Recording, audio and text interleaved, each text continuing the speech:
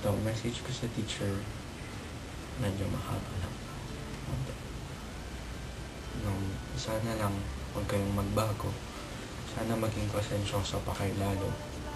Sana palagi nyo kaming, palagi nyo akong maalala. Huwag kayong makakalimot. Sana mag-text or tumawag man lang. And pag birthday ko, sana punta kayo ng school.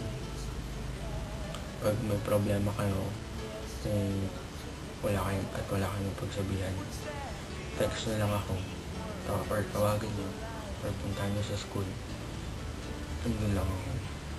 Andun lang naman ako sa school. Andito lang ako.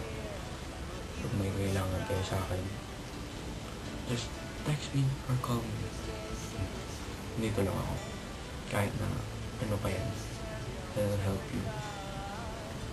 And sana ganun din kayo.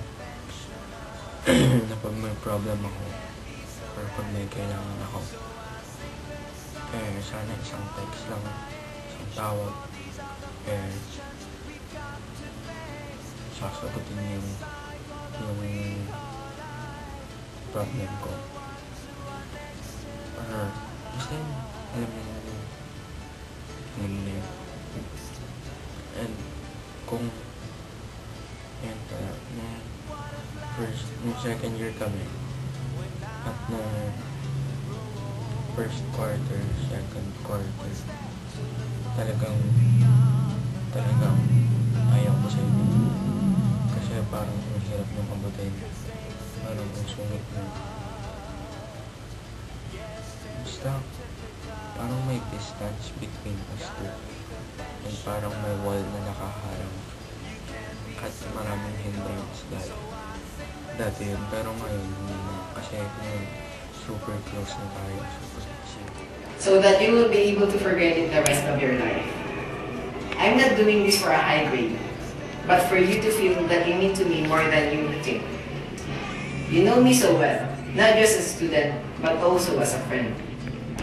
These days, it's really hard to trust people. But I thank you from the bottom of my hypothalamus because you gave me your trust with no doubt and hesitations. And I promise not to break it, even in the worst moment that will come in my life. You taught me things that I really need to know. Hey, I'm not talking about our lessons in physics, CAT, PE, and so all those other subjects that you're handling. Say, boring naman talaga, di ba? Please. I'm talking about the values I've learned from you, and the advices you've shared me without expecting for a return. I want you to know that you are the redeemer of my high school life. Know what? Because before, I don't feel good in motherness. I don't feel I'm wanted there. Many people were saying that I'm a devil. They say that I'm lazy, stupid, ridiculous, selfish, dumb, and more other bad things. I admit, I was hurt. But hell, they're definitely wrong. I just can't present myself as I'm valuable. But then you came. I believe that this is God's plans. He sent you to me to be a part of my cruel life. What I mean to say is that you are here to walk with me through bad times and good times. I really thank Him for that. I don't know how this friendship started, but I remember the clan that you've made, the Bro clan. It all started in here, including Nicasio. You and Nicasio became my best friends. All the moments we shared, even the naughty ones, will be kept inside the chamber of my mind and heart called forever.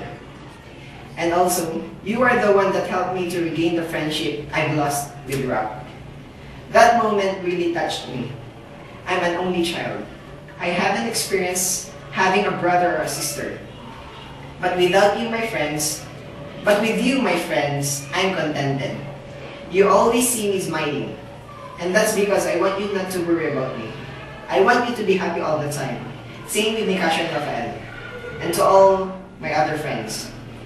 I'm being honest, because I don't hide. I speak in my mind. Yeah, it's really weird, but it's true. Bawat taon ay lilipas, alam natin yan. Mga bro, malalayo tayo sa isa't isa. Sana hindi tayo magkalimutan. Ngunit magkagayon man, magkakaibigan tayo habang panahon. Huwag niyo sanang limutin ang nakaraan kung saan tayo nagtawanan at nagayahan. They say that your friends only need you when you need something. Who the hell said this? Patunayan natin hindi ganon ang ibig sabihin ng pagkakaibigan. We're together for better or for worse. I don't want to say sorry for the things I've done that may hurt you. Because sorry is just like saying goodbye and forget me. I apologize. I hope you understand. It doesn't really matter what other people think or say. I don't live to please them. What matters is, I've made the most of what I have. I had fun. I learned from what I've done. And I've lived through it, all despite the gossips and interviews. That's being real. Just live a life fearless of other people's shadows. So please don't forget me. You'll always be my friend forever. Thank you sa lahat, bro. You are the best teacher in this world. Wherever I may go in my life, I will always remember that I had an excellent guide in the form of a teacher, you. I found guidance, friendship, discipline, and love, everything in one person. And that person is you, Sir Roderick Castillo. Without you, we would have been lost. Thank you, teacher, for guiding us, inspiring us, and making us what we are today. We will always be thankful to you for all the hard work and efforts you have put in for educating us. You are not only our teacher, rather, you are friend, philosopher, and guide, all molded into one person. We'll always be grateful to you for your support. I may not say it always, but I mean it whenever I say it. Thank you, teacher, for all the things you have done for us. Thank you for being an amazing teacher. We'll miss you a lot. Goodbye and good luck at your new school. Hello. Unang-una, ako po ay pasalamat sa inyo dahil tinuruan niyo kami ng mabuti at minahal bilang at kaibigan. Isa kayong mabuting kaibigan at guro. Salamat sa pagtuturo niyo sa amin at panglilibre. Lahat po ng aking natutunan ay utang ko sa inyo at ito ay aking hindi nababayaran. Itatago ko yun lahat. Sana huwag kayong magbago at hindi rin ako magbabago. Hindi ko kaya kayo laging nire-replyan dahil natamad akong mag-text. Kaya itago nyo na lang itong video na ito dahil hindi na ako magpapakita. Joke lang. Basta salamat na lang at hindi kita makakalimutan. Mag-asawa ka na, sir. Hindi ko makakalimutan kapag walang ginagawa sa klase nyo dahil masaya. Hindi ko rin makakalimutan ang CED life. Ang paglalaro natin sa TV. Yun lang po. Bye.